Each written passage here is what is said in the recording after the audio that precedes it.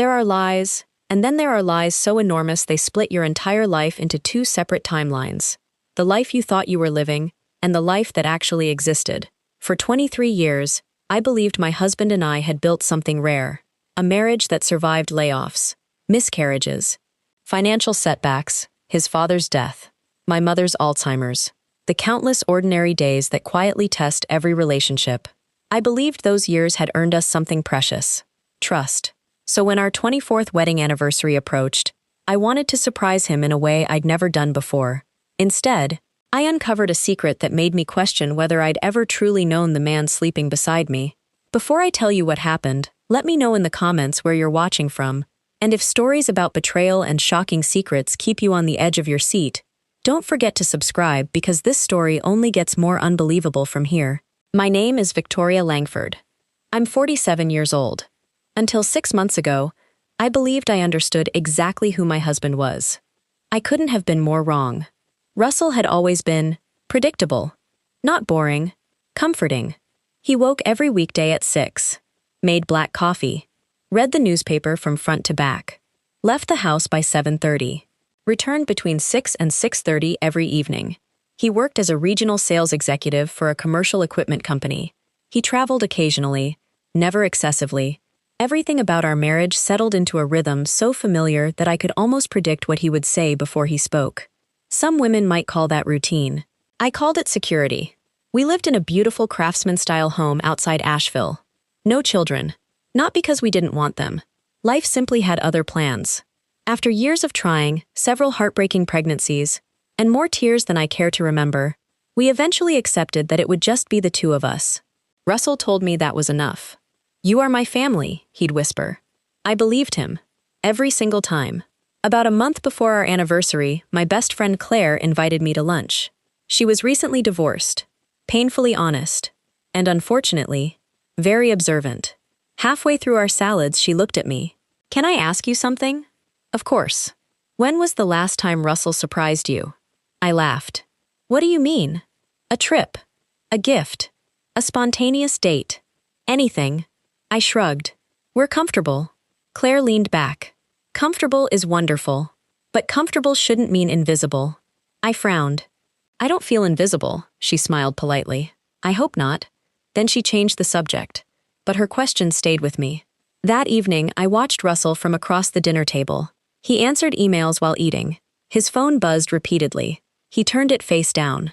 I had never thought much of that before. Everyone deserves privacy, don't they? He finished eating, kissed my forehead, said he had one more conference call, then disappeared into his office for almost 2 hours. Nothing unusual, nothing suspicious, nothing. Except for the tiny voice Claire had accidentally awakened.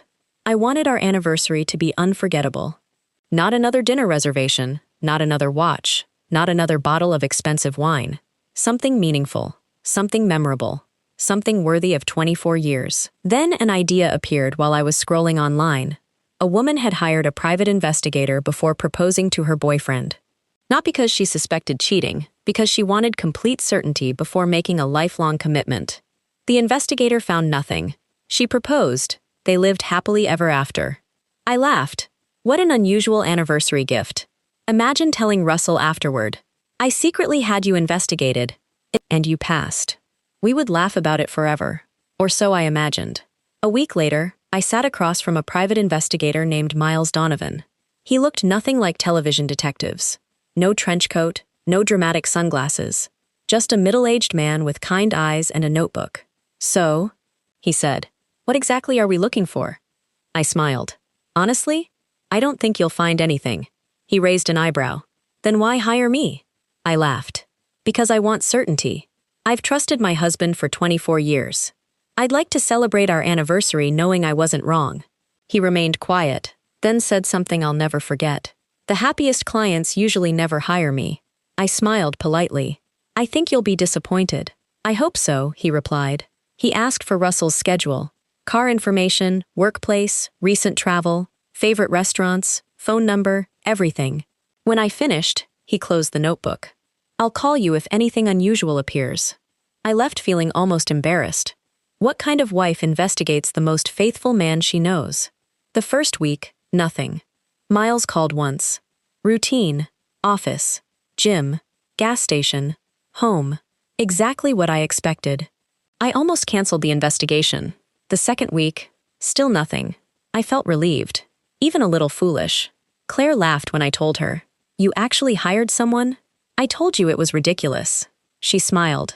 I hope you're right. 3 days before our anniversary, my phone rang. Miles. His voice sounded different. Calmer. More careful. Mrs. Langford, I think we need to meet. My stomach tightened. Why? I don't think this conversation belongs on the phone. My heartbeat doubled. Just tell me. A long silence. Then, I've located a second residence connected to your husband. I laughed. No. There must be a mistake. I checked 3 times. No. He owns no other property.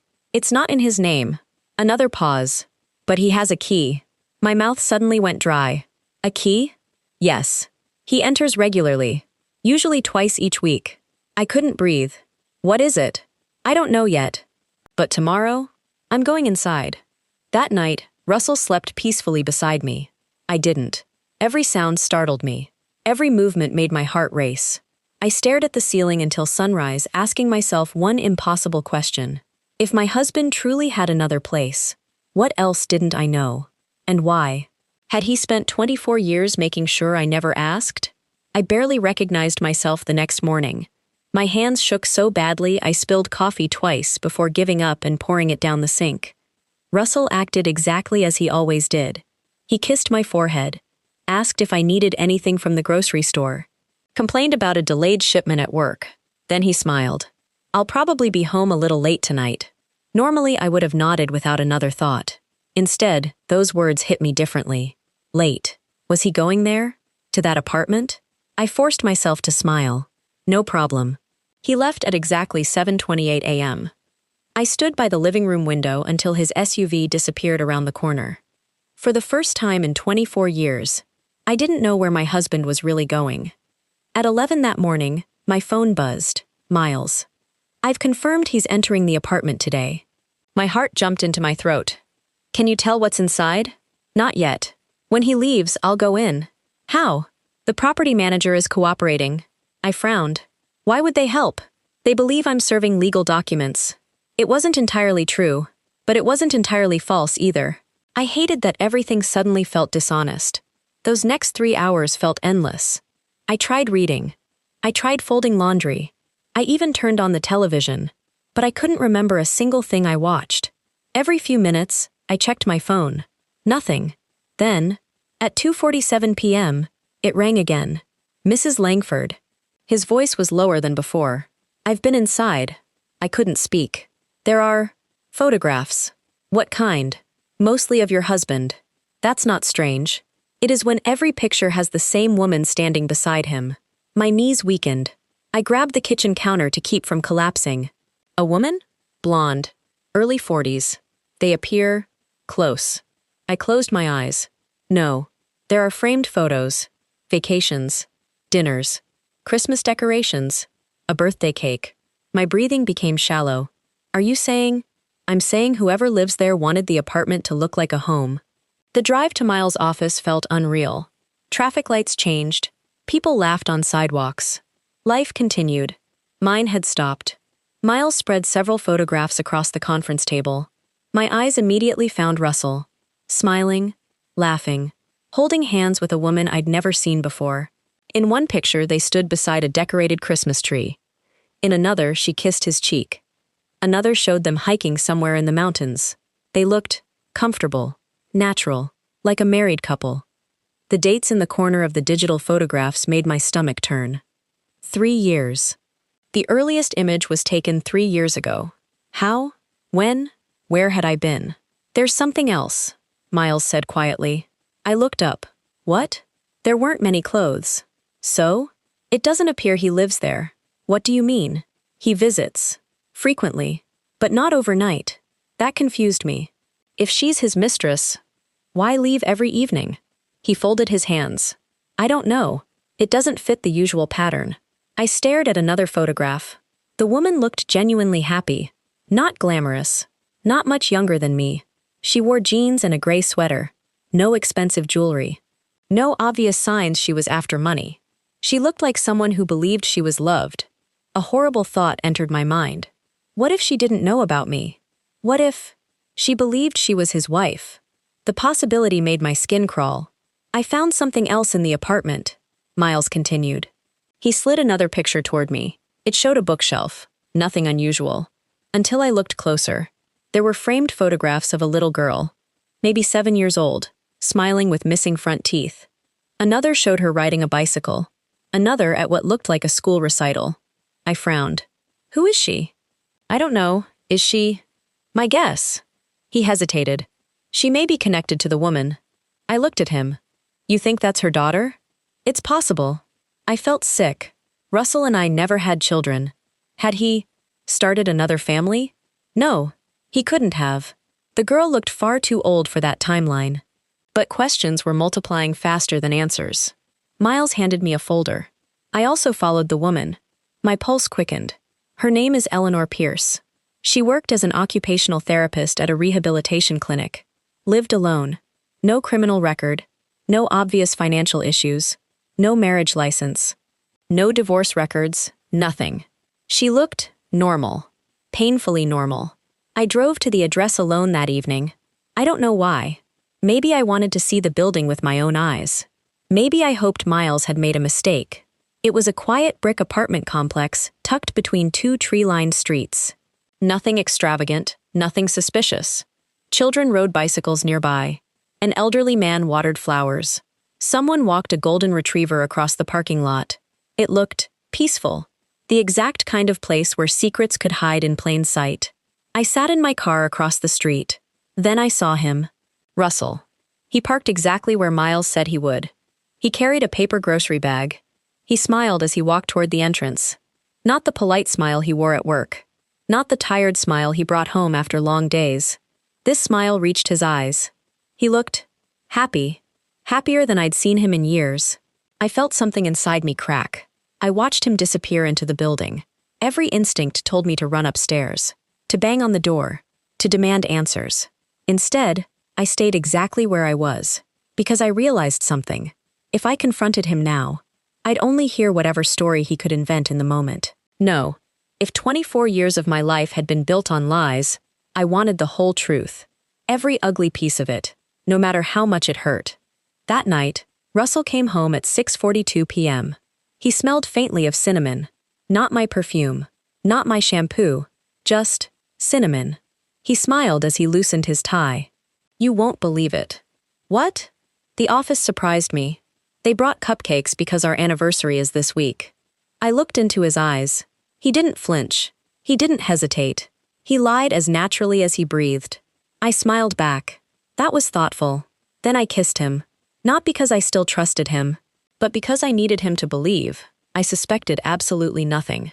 Little did he know, by the time our anniversary arrived, I wouldn't just be waiting for flowers. I'd be waiting for the truth. And I had no idea that the next discovery would be even more devastating than the apartment itself. I didn't sleep that night. Not because I was crying. I'd already moved beyond tears. I was trying to make sense of something that refused to fit together.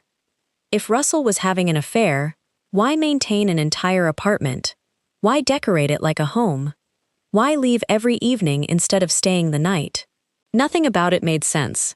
Either he was the world's most cautious cheater, or there was something much bigger I still couldn't see. By 8 the next morning, Miles called again. I found something. My stomach tightened. What is it? I think you should come to my office. I don't want another surprise. I'm afraid this one can't wait. When I arrived, he was standing beside a whiteboard covered with timelines. Photos, addresses, dates, receipts. It looked like someone had mapped two completely different lives. He pointed to one side. This is Russell Langford. Our records. Your marriage. His employment. Your home. Everything looked exactly as I'd expected. Then he pointed to the other side. This is David Harper. I frowned. Who's David Harper? Miles looked directly at me. I believe your husband. For a moment, I honestly thought I'd misheard him. No. We have photographs. We have signatures. We have multiple witnesses. He introduces himself as David Harper. The room spun. No. He couldn't. Miles handed me copies of several documents. One was a sign-in sheet from a charity fundraiser. Name: David Harper. Another was a reservation confirmation from a restaurant. Table for two. David Harper. Another was an invoice from a furniture store. Delivered to the apartment. Purchased by David Harper. Every signature looked hauntingly familiar. Russell's handwriting. Just a different name. How is that even possible? He isn't using fake government identification. Miles explained calmly. He's simply introducing himself under another name. So people there don't know who he really is. I stared at the papers. For 3 years, an entire group of people believed my husband was someone else. That wasn't one lie. That was hundreds of lies.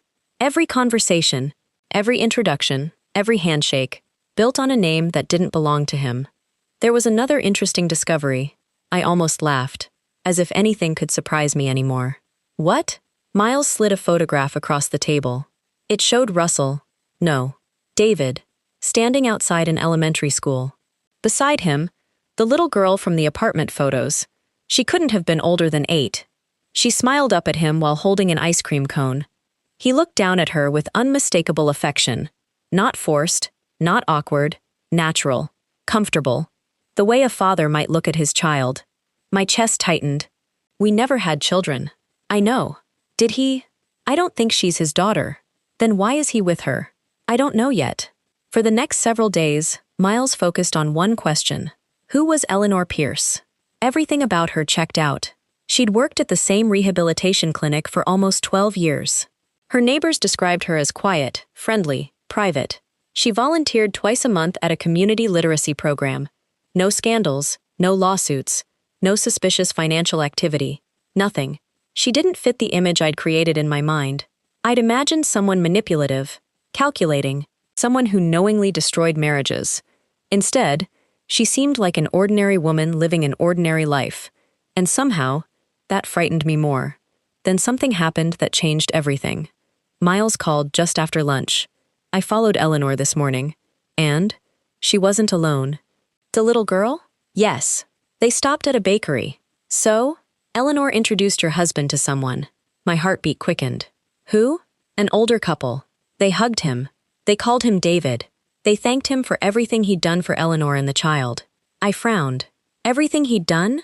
Yes. They treated him like family. Family. The word echoed in my mind. How could my husband become part of another family without anyone noticing? That evening, I finally did something I hadn't done in 24 years. I looked through Russell's office. I wasn't proud of it. But I wasn't proud of hiring an investigator either. At that point, pride had become irrelevant. Inside one desk drawer, I found old receipts. Business cards, travel itineraries. Nothing unusual. Until I noticed an envelope tucked beneath a stack of manuals. It wasn't sealed. Inside was a birthday card. The handwriting wasn't mine. The front read, "To the kindest man we've ever known." Inside, "Thank you for never giving up on us. Love always, E. and Lily." Lily, the little girl. My hands began to shake. There wasn't anything romantic inside the card. No, I love you. No kisses. No hearts. Just gratitude. Pure, sincere gratitude. That confused me even more. Why hide a birthday card if there was nothing inappropriate about it?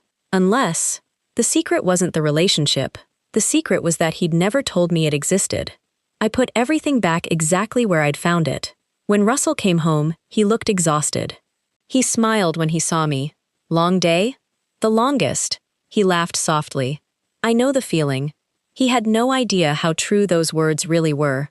Over dinner, he talked about work, about supply chains, about a client in Charlotte, about traffic, normal things, ordinary things. I watched his face carefully. There was guilt. I could see it now. Not in his words, in the tiny pauses, the moments where his expression changed before he smiled again. How had I missed them for years? Or had I simply never been looking? The following afternoon, Miles asked me to meet him near the apartment. I think today is important. Why? Because your husband is meeting Eleanor somewhere different. We parked across the street from a small public park. 20 minutes later, Russell arrived. A few minutes after that, Eleanor and Lily joined him. The little girl ran straight toward him. Without hesitation, she threw her arms around his waist. He hugged her back. Then he reached into his jacket and handed her a wrapped gift. She squealed with excitement before tearing off the paper. It was a set of watercolor paints. She hugged him again. I felt my heart break. Not because he bought a child a present, because I'd never seen that look on his face before. It was gentle, protective, warm. Whoever that little girl was, she mattered deeply to him, and I had absolutely no idea why. Then, just as they were about to leave, something unexpected happened. A teenage boy riding a bicycle lost control near the playground. He crashed hard onto the pavement. People screamed. Without thinking, Russell sprinted toward him. He knelt beside the boy, calm, focused, giving instructions to bystanders until paramedics arrived. Miles lowered his binoculars. That's interesting. What? Your husband knew exactly what to do. I frowned. He isn't a doctor. I know. But he responded like someone who's handled emergencies before. When the ambulance finally pulled away, Russell quietly returned to Eleanor and Lily. No one applauded him. No one made a scene. They simply continued walking together, as if helping strangers was the most natural thing in the world. I stared through the windshield, more confused than ever. Who was this man? The husband I knew sold commercial equipment. The man I just watched seemed to belong to an entirely different life. And deep inside, I realized something that terrified me. I wasn't just uncovering a secret anymore. I was uncovering a version of my husband that I had never been allowed to know. And whatever connected him to Eleanor, Lily, and the name David Harper, it was still only part of the truth. By the 4th week of the investigation, I was exhausted. Not physically, emotionally. Every answer only created 3 more questions. If Russell had simply been cheating on me, I could have hated him. Hatred would have been easier. Instead, I was trapped in a maze where every discovery contradicted the last one. He lied. That much was undeniable. But nothing else made sense. No hidden bank accounts. No lavish gifts. No expensive vacations. No evidence that he was draining our savings. No plans to leave me. No divorce attorney. No second mortgage. No life insurance policy taken out behind my back. The pieces refused to fit together. And I needed to stop relying on photographs. I needed to see this life with my own eyes. The next Tuesday, I told Miles not to follow. I'm going alone. He frowned. I don't recommend that. I have to. You don't know how you'll react. I don't know who my husband is anymore. He sighed. If anything feels unsafe, call me immediately. I promised I would. I wasn't sure I meant it. Russell left work just after 5. I stayed 3 cars behind him. Every turn he made felt strangely familiar now. He parked outside the same apartment building, carried another grocery bag inside. 10 minutes later, I crossed the street. My heart pounded so loudly I could hear it. I stood outside apartment 3B. I almost turned around, almost. Instead, I knocked. Footsteps approached. The door opened. A woman with shoulder-length blonde hair stood in front of me. She smiled politely. Can I help you? I stared at her. She looked exactly like the photographs. Soft features. Tired blue eyes. No expensive makeup. No designer clothes. Just an ordinary woman. For several seconds, neither of us spoke. Then I asked the question that had consumed my life. Is Russell here? Her smile disappeared.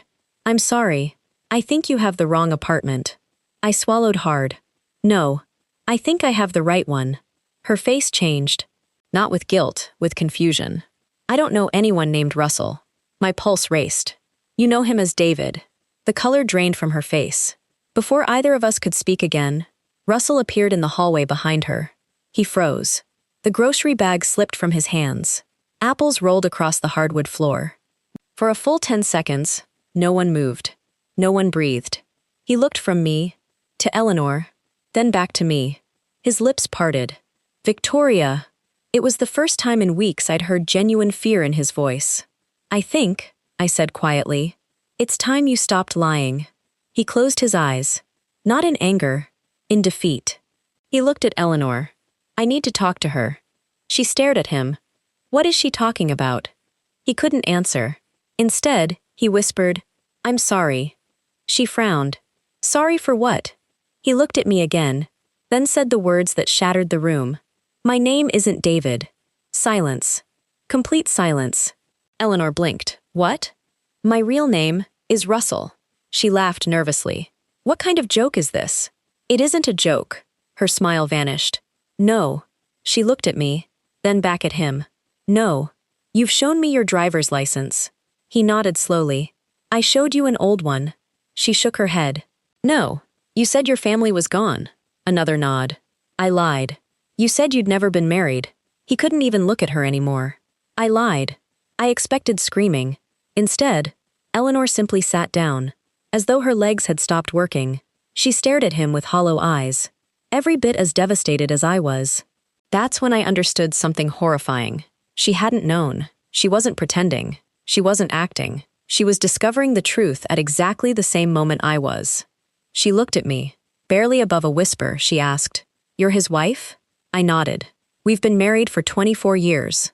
A tear rolled down her cheek. "I've been with him for 3. The room fell silent again. Neither of us had won. Neither of us had stolen anything. We had both been deceived. Then a small voice interrupted us. "David?"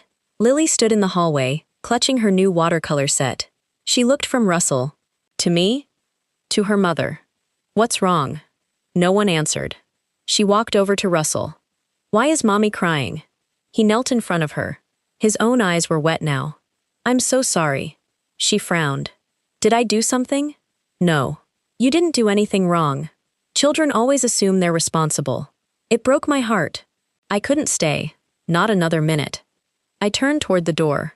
Russell called after me. "Victoria, please." I didn't stop. "Please let me explain." I looked over my shoulder. "For 24 years, I gave you every opportunity to tell me the truth. You chose silence. I'm done listening." Then I walked away. I drove for nearly an hour without knowing where I was going. Eventually, I found myself parked beside a quiet overlook in the Blue Ridge Mountains. The sun was beginning to set. The sky glowed orange and violet. Normally, I would have called Russell to share the view. Instead, I sat alone, trying to understand how 2 women could have loved the same man and both been strangers to the truth. My phone rang. "Miles. I heard what happened. I didn't tell you." "No. But your husband called. That surprised me." "What did he say?" "He asked me to stop investigating." I laughed bitterly. "A little late for that." There was something else. "What?" He sounded desperate. He said, "Please tell Victoria to let me explain before she decides who I really am." I stared out at the mountains. Who he really was. After everything I'd discovered, I wasn't sure there was any explanation that could repair what he'd broken. Still, one question refused to leave my mind. If Eleanor had been lied to just as completely as I had, then why had Russell created this second life in the first place? The answer, I suspected, would either expose him as the cruelest man I'd ever known, or reveal a truth neither of us had imagined. Either way, by the end of the week, one of us would leave forever, and none of our lives would ever be the same again. For 3 days, I ignored every call, every text, every voicemail. Russell left messages that grew more desperate with each passing hour. "Please let me explain. I know how this looks. You deserve the truth. The whole truth." I deleted every one without listening all the way through, because I had heard enough lies to last a lifetime. Or so I thought. On the 4th morning, there was a knock at my front door. Not Russell. Miles. "I know you didn't ask me to come," he said gently, "but I think you need to hear something before you make any permanent decisions." I folded my arms. "If you're here to defend him, don't." "I'm not. I'm here because I found something neither of us was looking for." That caught my attention. I stepped aside. He walked in and placed a thin folder on my dining table. I kept digging after the confrontation. Why? Because something still wasn't adding up. He opened the folder. Inside were court records, medical records, a newspaper clipping from almost 9 years earlier. The headline read, "Local firefighter killed saving family from house fire." I frowned. What does this have to do with Russell? Miles slid another page toward me. The firefighter's name was Andrew Pierce. Pierce. The same last name as Eleanor. My heart skipped. Eleanor's husband? Miles nodded. He died rescuing a family trapped inside a burning home. I stared at the article. He was 38. He left behind his wife and their 4-year-old daughter, Lily. Russell met Eleanor almost 3 years ago, Miles continued. Not through an affair, through a grief support program. I looked up sharply. What? He volunteered there. I've confirmed it. My mind struggled to process what I was hearing. He never volunteered. He told me he was working late. Miles nodded. He lied about where he was. But he really was volunteering. That made no sense. If he was doing something good, why hide it? I don't know. But there's more. He handed me attendance records from the grief center. There was Russell's signature. His real signature. Not David Harper. He had attended every Thursday evening for nearly 4 years. Not as someone receiving help, as a volunteer mentor, helping families who had lost spouses. My chest tightened. How could I have lived with someone for 24 years and never known? Then Miles showed me the one document that changed everything. It was a handwritten statement from the director of the program. According to her, Russell had initially introduced himself by his real name, but one evening, Eleanor recognized him. Not personally. She recognized his company logo from an article about a major lawsuit years earlier involving a different executive at his workplace. She became anxious and withdrew from the program, assuming he was wealthy and only volunteering out of pity. The following week, Russell returned, using the name David, not to deceive her romantically, but because he wanted to continue mentoring Lily after she'd finally started trusting him. I stared at Miles. So, he lied from the beginning? Yes, but not for the reason we assumed.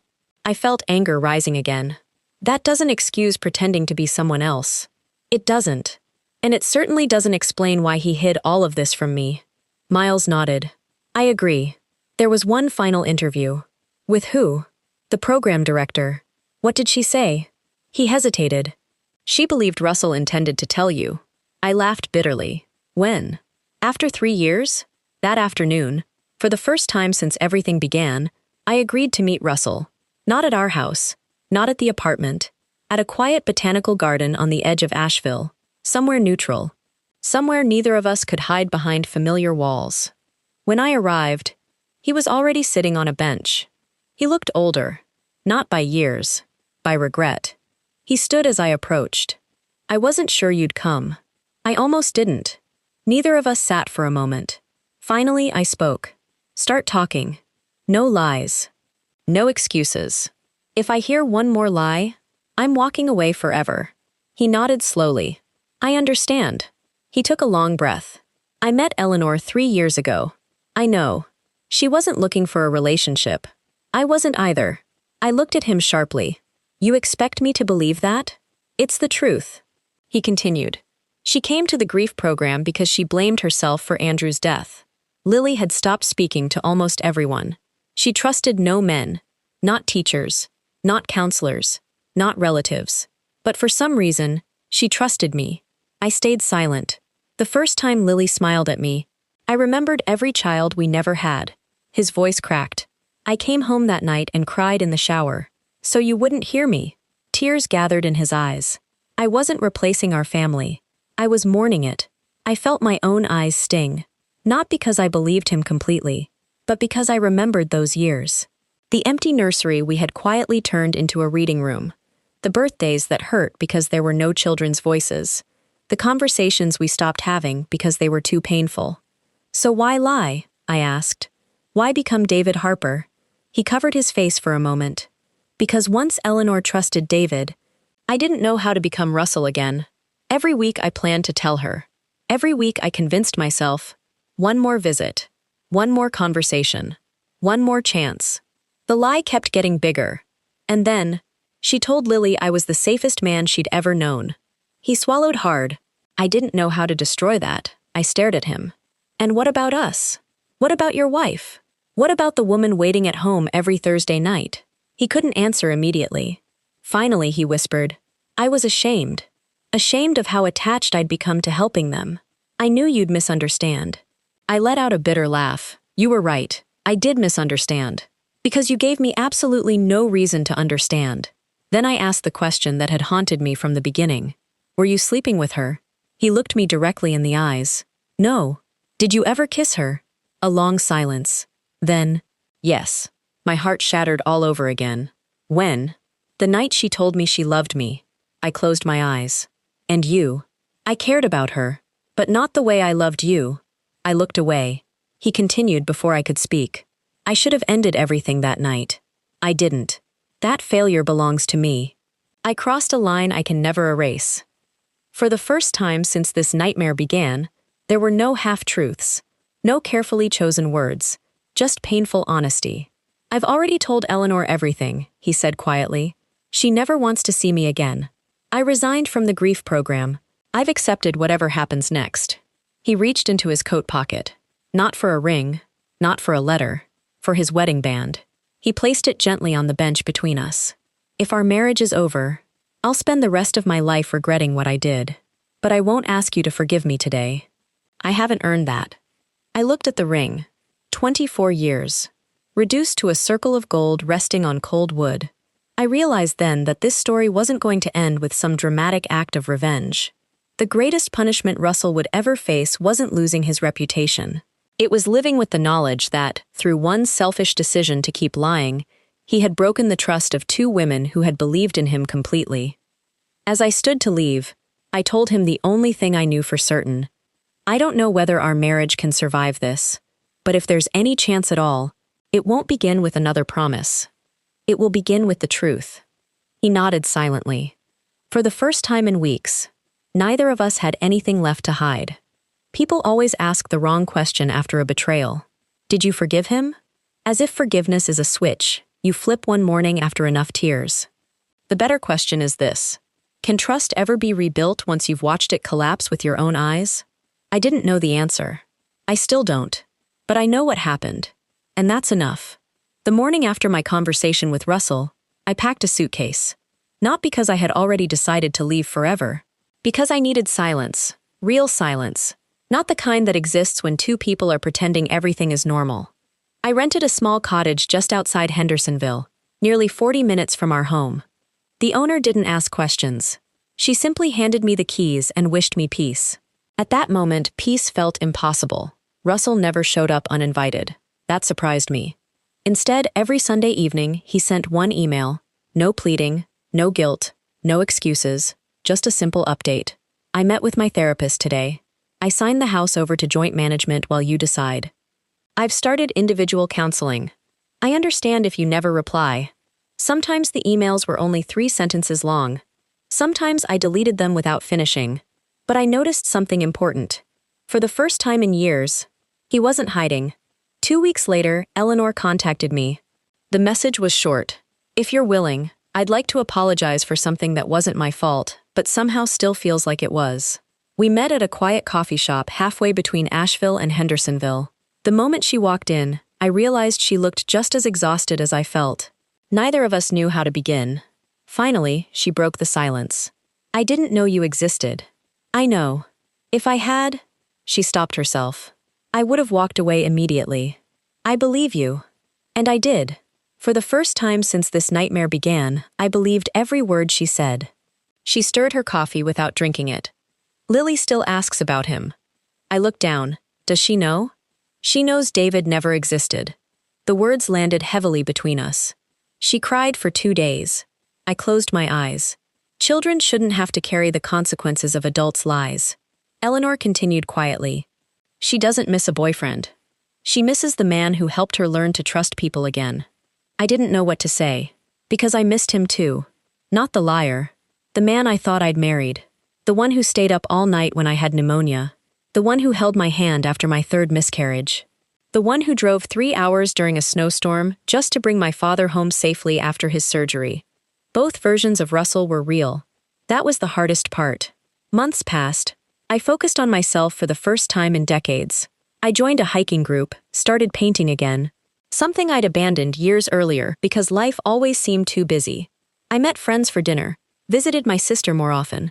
I slowly remembered there had once been a version of me that existed outside my marriage. I had forgotten her. Now I was getting to know her again. Russell kept every promise he made. Therapy. Complete transparency. No more hidden phones. No unexplained absences. He even left the volunteer organization permanently, despite being asked to return. "I can't help people," he wrote in one email, "until I stop hurting the people closest to me." It wasn't dramatic. It wasn't performative. It was simply accountability, something I hadn't seen from him in a very long time. Nearly 8 months after everything fell apart, he asked one question. Not in person, not over the phone, in an email. "Would you be willing to have dinner with me?" Nothing more. I thought about it for 3 days. Then I answered with one word. Okay. We met at a small Italian restaurant where we'd celebrated our 10th anniversary years before. There were no flowers, no expensive gifts, no speeches. Just two people sharing a quiet meal. At one point he smiled sadly. I almost ordered your favorite dessert automatically. I laughed. So did I. It was the first time we'd laughed together in almost a year. Not because everything was fixed, because for one brief moment, neither of us was pretending. Over the next few months, we continued meeting. Sometimes for coffee, sometimes for a walk, sometimes just to sit in comfortable silence. We talked more honestly than we ever had during our marriage. Ironically, the truth entered our relationship only after it had nearly ended. One afternoon I asked him something I'd been avoiding. If I hadn't hired Miles, would you ever have told me? He didn't answer immediately. Finally, he nodded. Yes. When? I honestly don't know. I appreciated that answer more than any perfect excuse. At least it was honest.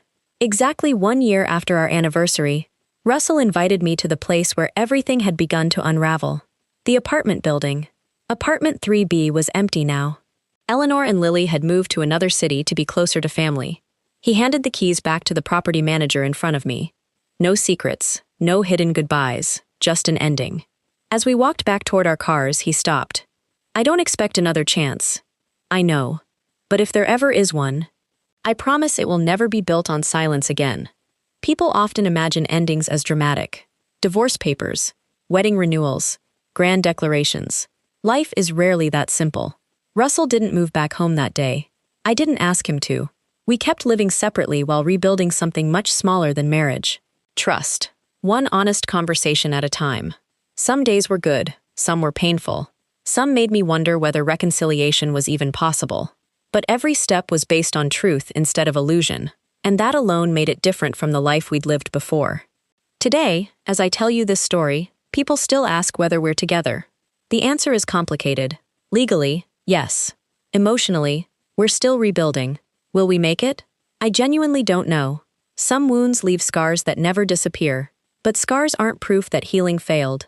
They're proof that healing happened at all. Looking back, I don't regret hiring a private investigator for our anniversary.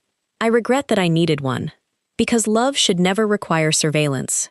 Marriage should never depend on hidden names. And trust should never have to compete with secrets. That investigation didn't destroy my marriage. The lies did. All the investigator did was turn on the light. And sometimes, as painful as it is, the truth is the greatest gift you'll ever receive. If you've ever had to choose between a comforting lie and a painful truth, I'd love to hear your story. Share it in the comments. And if this journey moved you, don't forget to like, subscribe, and turn on notifications. You never know whose story might remind you that even after betrayal, choosing the truth is always the first step toward reclaiming your life.